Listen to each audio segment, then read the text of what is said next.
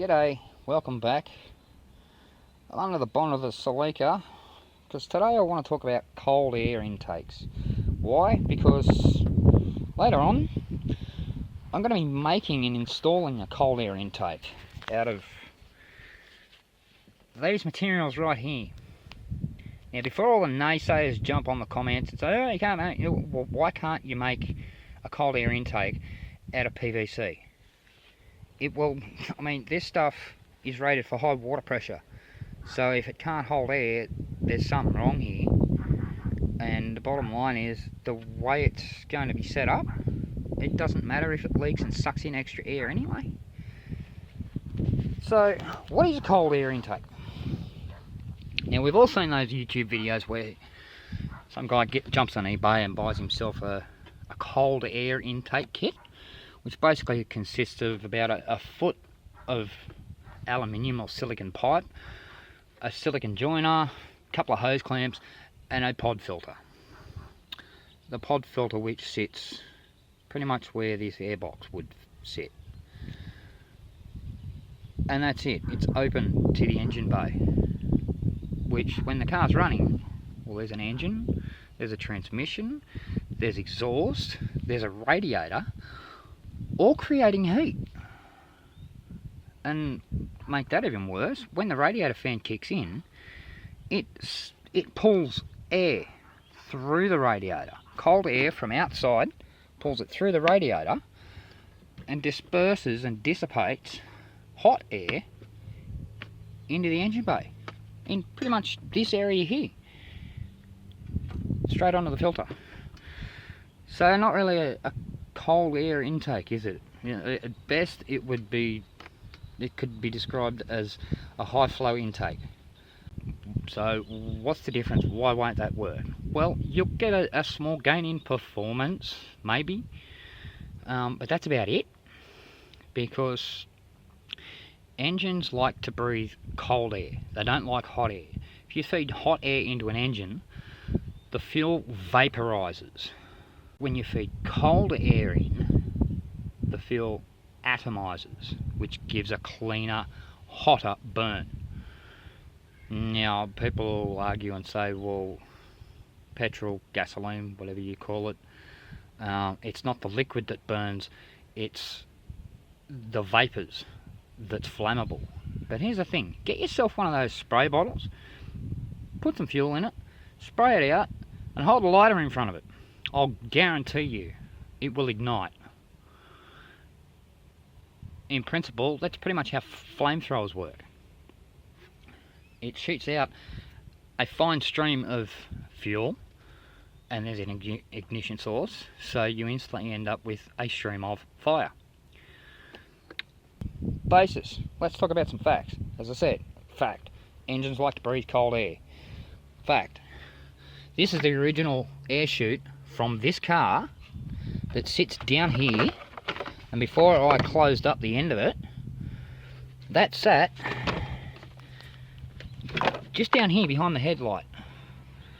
It's kind of getting cold air, but not really. It still has the chance of getting hot air from inside the engine bay. Not to mention, this little section here goes out through there, but only into a resonator box, which kind of slows down the air and doesn't really cool it down.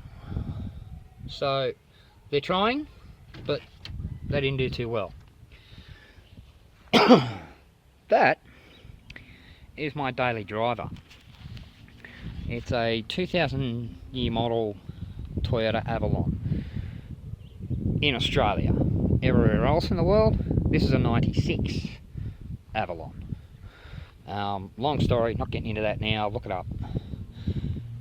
2 years ago, I built and installed a PVC cold air intake on this car, and it runs from the factory airbox. There's the mouth of it right there. It goes out through the guard. There's a cutout in the inner guard here, in the skirt. Goes out through there, down behind the headlight and comes out right here. Let's see if I can get in there with some light. There we go. See that? See there?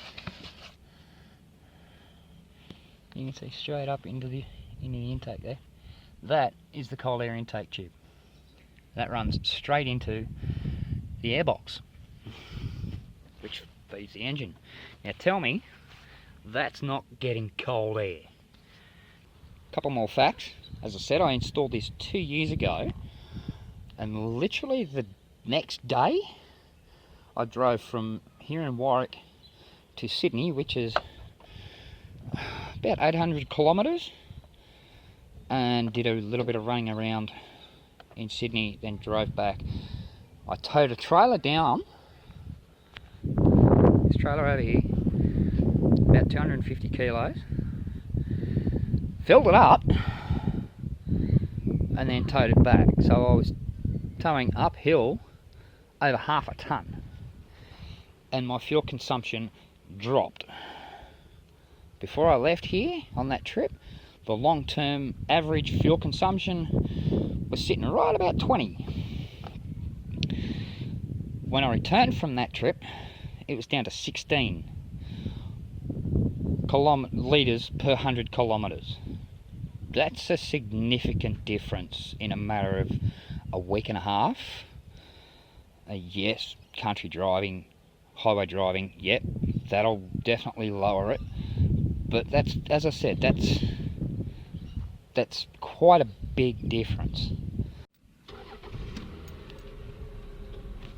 Of course, this will only show up when the motor's running. Average litres per 100 kilometres.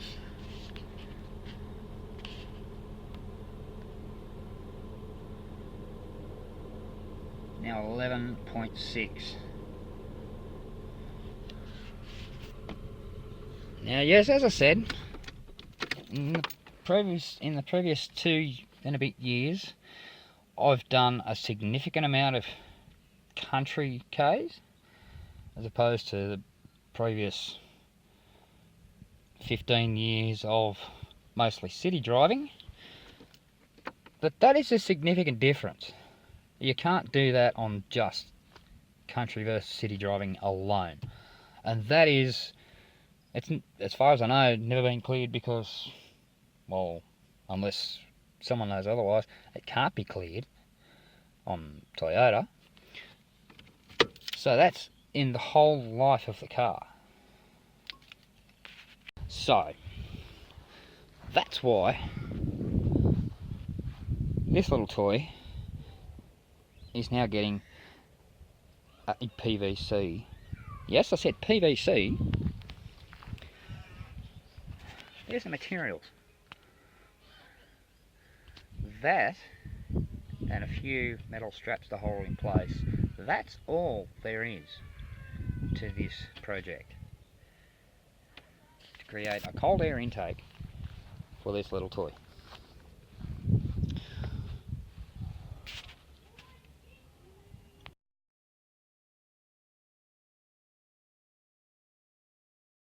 That's about as simple as it gets, really.